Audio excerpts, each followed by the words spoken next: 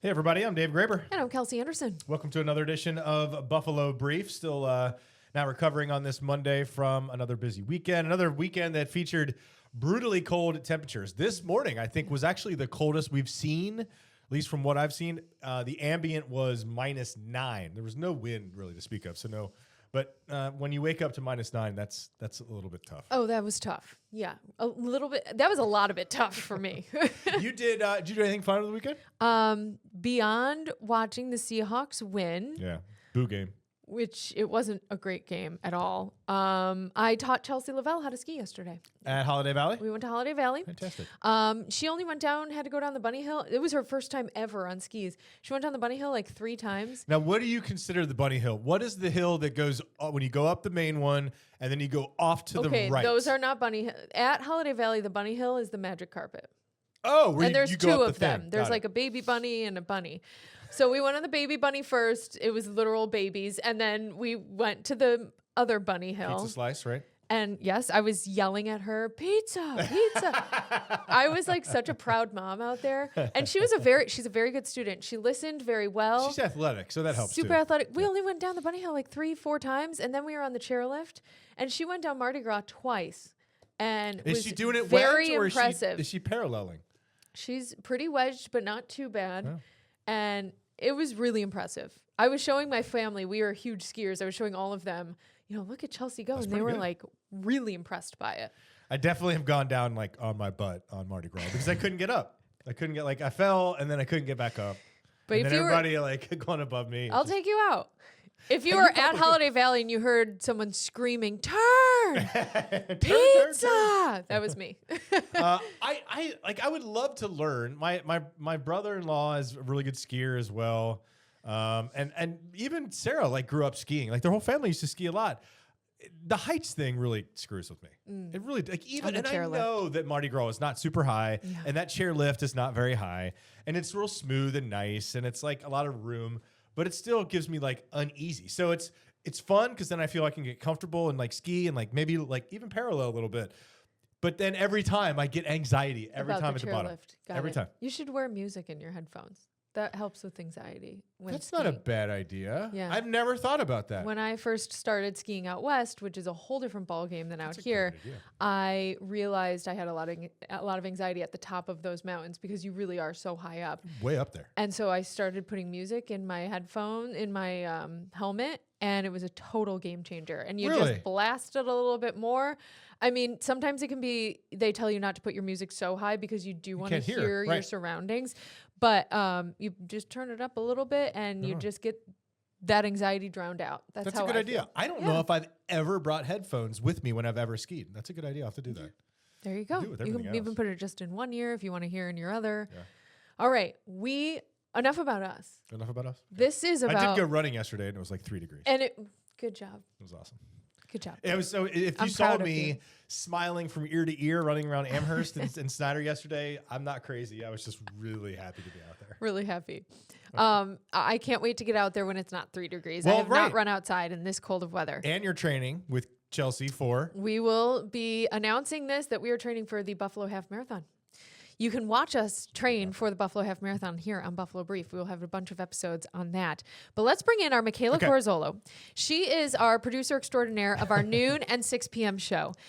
So if you enjoy our 6 p.m. show, our noon show, this is the woman behind all of that magic. She writes the entire show. If you don't know what a producer does, she stacks it. So each story, this story goes after that one, then this story after that one. She puts that all together. And then she is in our ear the entire episode. The entire show, Mostly rap. from 6 to 6:30, yelling at us to be quiet, and we are talking too much because we're going over her time. So she keeps track of all of the time and all of us and our nonsense at 6 p.m. Sorry. Michaela, welcome to Buffalo Brief. Sorry. Thank you guys. for How having would me. you rank us as anchors?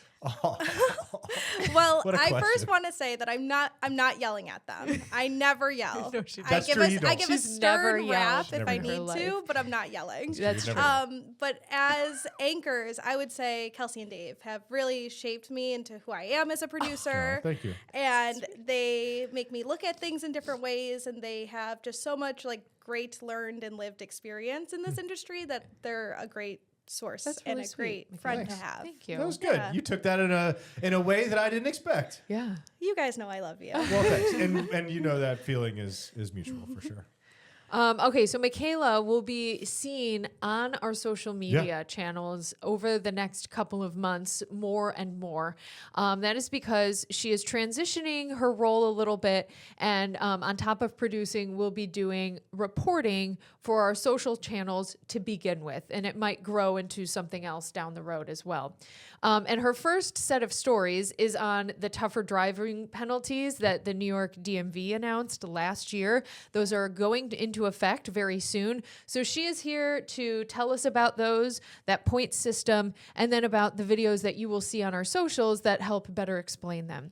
So I guess first to start out, Michaela, with what you're posting on our socials to kind of walk people through this process. Yeah, so if you've been on social media recently, you've probably seen videos from me, and you're like, who is that? What is she doing?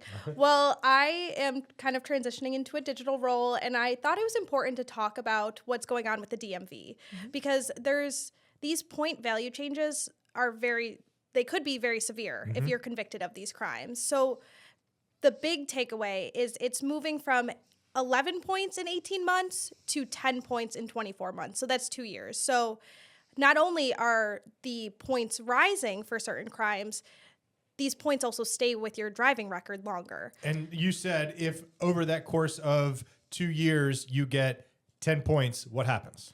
So over that point, if you get the 10 points in that 2 years, your license could be suspended or revoked. So that's very important for people on the road. And the first thing I talked about, because I feel like it's a very big change. Any drug or alcohol related conviction is jumping from what was 0 points on a license to 11 points if you're convicted. And that's over that 10 threshold. So your license likely could be suspended or revoked. So that is a major change for any drug-related or alcohol-related conviction. Although a lot of them are. I mean, if you get a DWI now and you are convicted, the likelihood that you will keep your license is very low. Sometimes, in some instances, judges will perhaps give driving privileges if you have to take your kids to daycare or you have to go to a job or something like that. Very restrictive. So you're right. While that hasn't been on the law, I feel like judges have definitely, if you get a DWI, you're getting your license taken away, right? Yeah.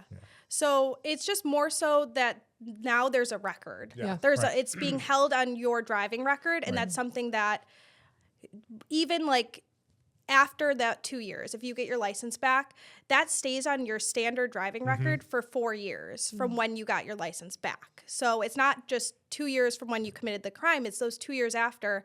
They'll stay on your driving record for the next 4 years. So that's something that, if you get pulled over, that could be looked back at, that's something that'll stay with you for a little bit longer. Good information. And this is information that every single day, Michaela will point out something different and something new before this takes effect, which it is taking effect in a couple of weeks. Yes, February 16th, so next Monday.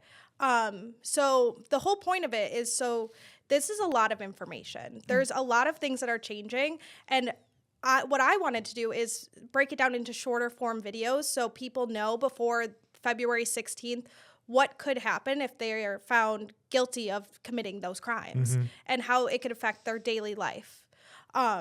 So yeah, each day leading up to this, I'm going to be talking about a different point. Today, I'm going to be working on one about if you pass a stopped school bus. So I have a couple notes right here, if you don't mind. I'm just going to look at. Because the numbers of these are ridiculously astronomical. Right. In Buffalo. Passing a stopped school bus originally was 5 points. Now it's going up to 8. So we're not at that 10 threshold, but we're very close to it, dangerously close. So I spoke to Erie County Clerk Mickey Kearns about this, and he was like, yeah, the numbers, what you were saying, Dave, the numbers we've been seeing are just far too high. And bottom line, the state wants to get high-risk drivers off the road. Yeah. And if you can't follow the laws, the state believes that you should not have the privilege of driving. So with this 8 points, they're trying to cut those numbers down. And we've had extensive reporting about. We have, because here in the city of Buffalo, a couple of years ago, they put new rules into place, and they put cameras on these buses, Thank that God. stop arm, and they have caught so many people. And when they catch them, they send them a ticket, and it is hefty. Yep. And then the next time they get a ticket, it's even heftier Yep. type thing. So don't do it. And even if you're in a busy just- intersection, it's so silly. Even if you're in a unbelievable. busy intersection and you are 5 lanes over, if a school bus is stopped and the Gotta stop, stop man. sign comes out, you have to stop. Gotta stop. If you're going the other direction, the same direction, you gotta stop for these school buses. Although- and those penalties are going up. The thousands that were detailed in Buffalo are few and far between instances where it's like a multi-lane road and people are like the far lane passing it. These are people who are egregiously and putting children's lives in danger, passing them on a normal 2-lane road. It's just unbelievable that when the city released those numbers, and the numbers were not hundreds, it was in the thousands and high thousands. You just got to wonder, like, what are people doing that this is happening thousands of times? I know. Yeah. So, and that's something kind of similar when Clerk Kearns and I were talking about it. He was like, same with the stop school buses as it is speeding in the construction zone. So, like, it's the same point of these are people, your neighbors, whose lives are at risk if you don't follow the traffic laws. So, speeding in a construction zone even was based on your speed if you'd get points on your license. Now it's automatically 8. So that is something that's jumping to that same level as well, because the state feels it's that same level of danger that someone is committing in these areas where people should be either stopped or going slower. What can we look out for the next week until this goes into effect? What other things are you pointing out? Yeah, so as I said today, I'm going to be talking about the stop school buses. Tomorrow, I'm going to be talking about the construction rules, speeding in a construction zone. And then another instance, we've seen this lately, even in the last couple months, oversized vehicles hitting a bridge. So that it was 0 points, now it's 8. And so these are those commercial drivers. So that's something that could be very important for them to know, that they really need to pay attention to those height rules. Young Street Railroad Bridge, Yeah, Yeah. every time. it's crazy. And then lastly, I'm going to be talking about speed contests and races. So if you are found to be doing that, it's going from 0 to 5 points. Interesting. So not as big of, a number as the 8 we've been saying for school buses and construction zones, but it's still a crime that's raising its value in points on your license compared to that 0. And then if you get caught twice, that's 10, That's and it. that's Right. the threshold. Right. You could get your license taken away. Right. This is very important stuff. It If you is. are a driver out there, this is something that could impact you on the roads, getting pulled over. All the local police departments, they know about this. They know about these changes. And the DMV is serious about this. And this is going into effect 1 week from today. Yeah. And one thing I just wanted to add, so Clerk Kearns was saying a lot of this, like, if you are found doing these things, it doesn't maybe always lead to that conviction of the total points. He was saying that a lot of this has to do with discretion, like police discretion, seeing the surroundings. And because there's a lot of people being concerned about the cost, the insurance that can go with it. And he was like, all right, I trust our police and our troopers to, use discretion in these situations. Got it. So it doesn't mean that you're just going to get away with it, but it means, it's not a hard fast for everything. Right. There is discretion like there is in just daily life. Yeah. In New York, can you like take an insurance class or take a driving class and it could like take off points? Is that a thing? Oh, take off points? Can it I don't where it, know like, about takes taking off off points? points. I know it can take off like Make your- 10% Yeah. of your pay. Yeah. I believe it probably could, actually. I wonder if there was something where you can like reverse it Yeah. if you take X amount of hours of like continuing driving at or whatever it is. There is courses. I Yeah. believe it's called, I want to say PRIP or something. It's Oh. there's some kind of there is a saying for it, but you can get points reducted. I don't know if there's like a threshold for what crime that you got convicted of, Yeah. if it's different for people that get convicted of a DUI versus speeding. That's something that I'd have to look into, but yeah, there is definitely like classes you can take to get points reduced. All right, we'll look more into that as well. Yep. Okay, Michaela, Thanks, thank you. Michaela. And you. watch out for her videos on our socials. So News 4, the Instagram account, they're posted there, and our Facebook page as well. TikTok as well. And TikTok. Very good. All right, coming up, we have one of my favorite people here in Western New York, Captain Ned. He is coming in along with a gentleman who helps coordinate the Greater Niagara Fishing Expo. They're talking about where some of the proceeds are going this year. It is a really sweet story, and more about that expo, which is coming up February 19th through the 22nd. That is next.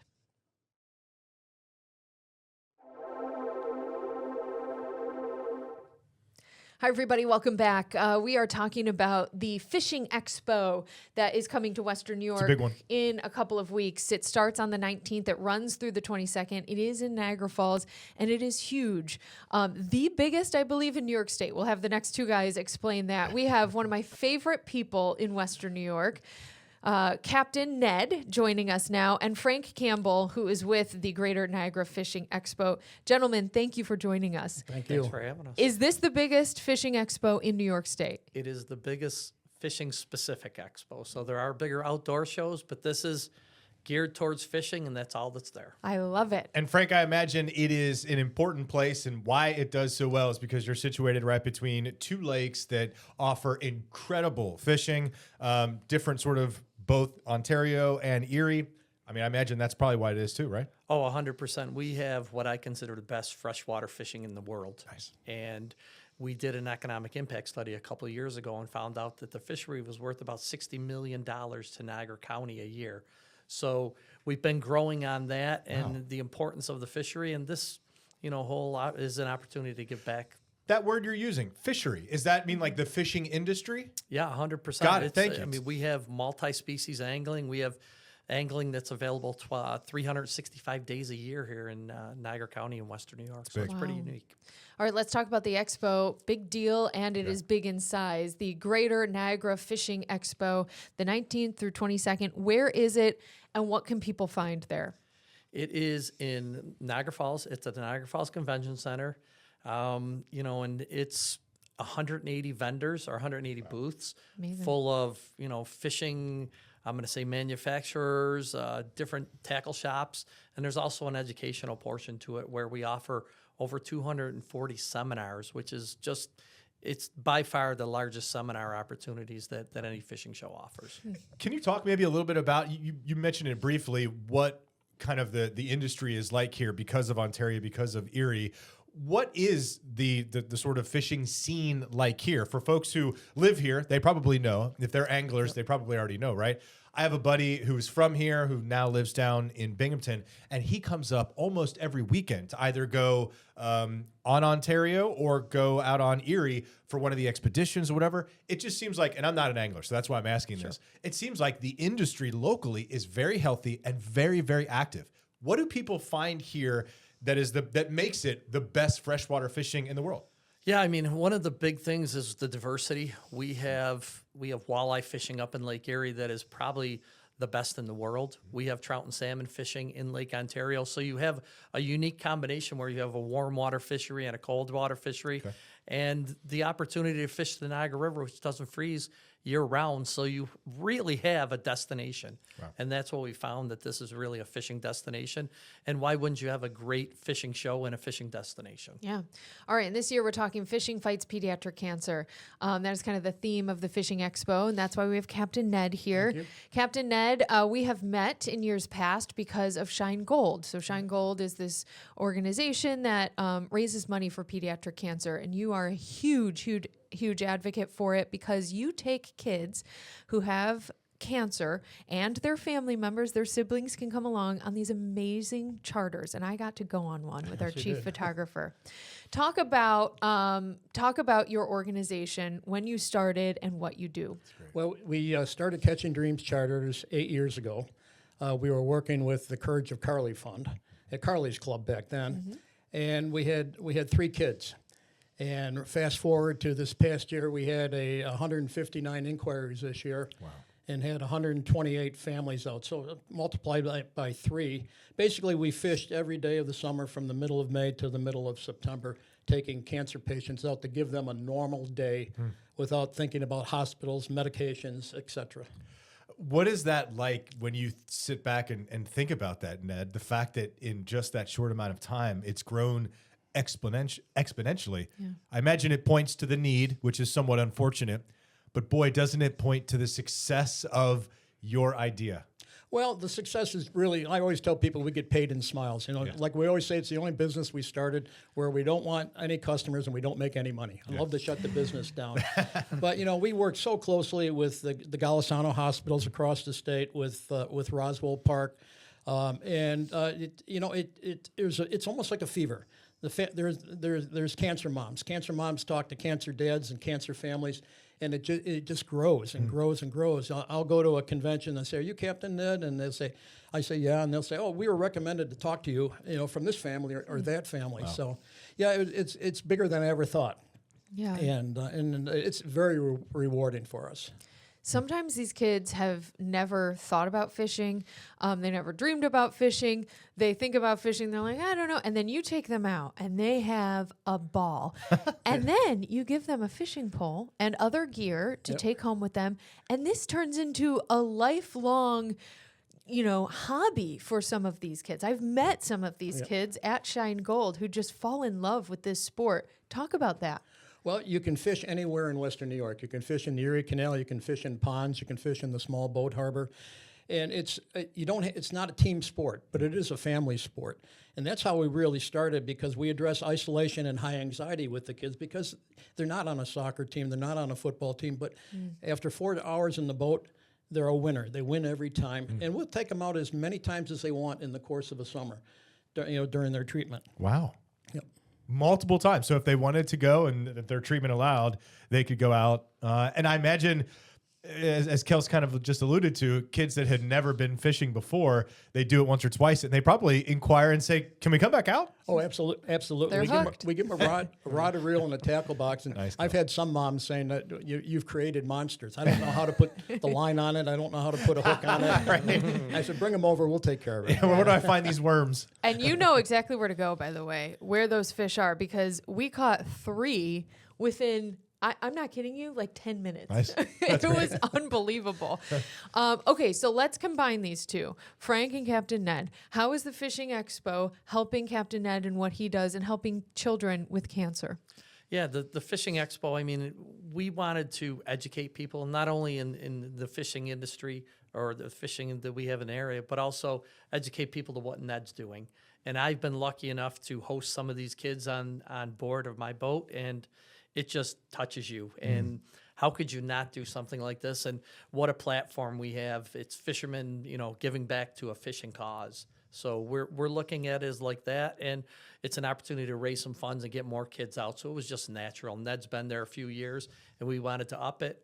The opportunity was just screaming, let's do this. Do you know about how much you're going to donate, or is it a part of the ticket sales, or how does that work? So for this year, we kind of came up with the idea a little bit late. So we're going to raise funds through raffles that are at the show that we've raised funds for other causes in the past, and we're really dedicating a lot. So everything that these manufacturers giving out as door prizes, as things of that nature, are going to raise funds for Ned. Nice. And our goal, and Ned will tell you, is he has a certain amount of kids he'd like to send out, and that's what we're pushing for. We've already been able to secure some funding, that'll send out some kids. So we're starting in the right direction. Yeah. Now I want to know what those numbers are. What's in your head, Ned? I'd like to know. What are your goals, man? Yeah. I'd like to hear. Well, our goals for the show is, I think that through the donations from the Western New York community, we'll be able to sponsor 50 families. That's great. Just because of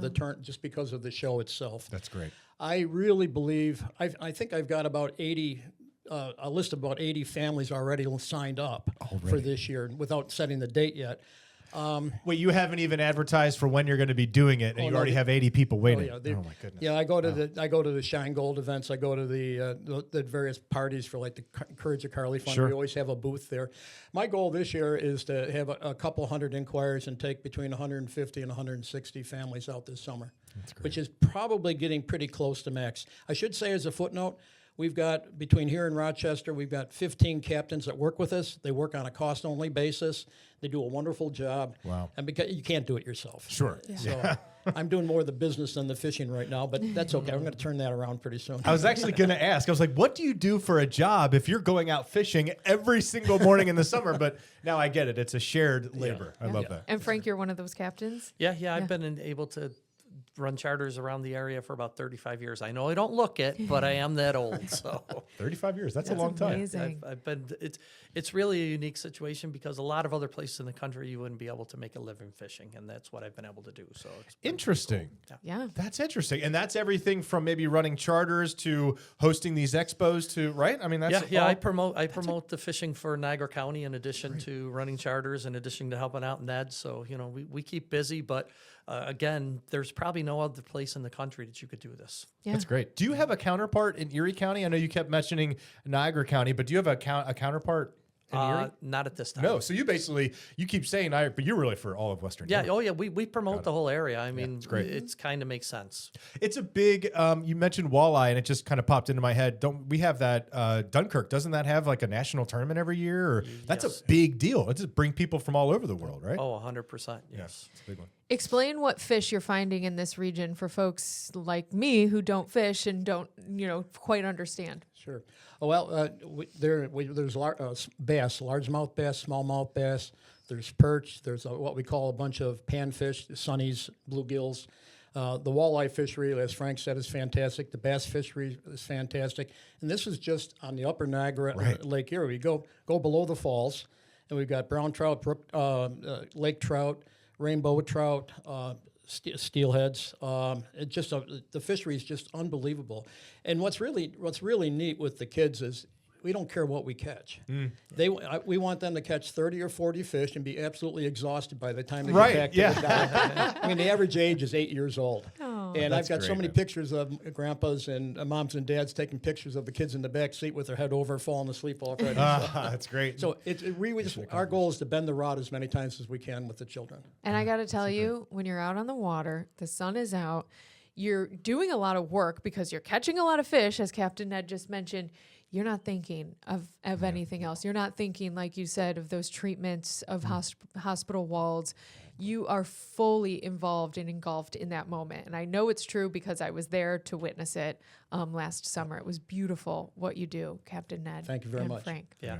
Thanks. Great, you guys. All right, give us the details on the Fishing Expo one more time for folks who are looking to come out.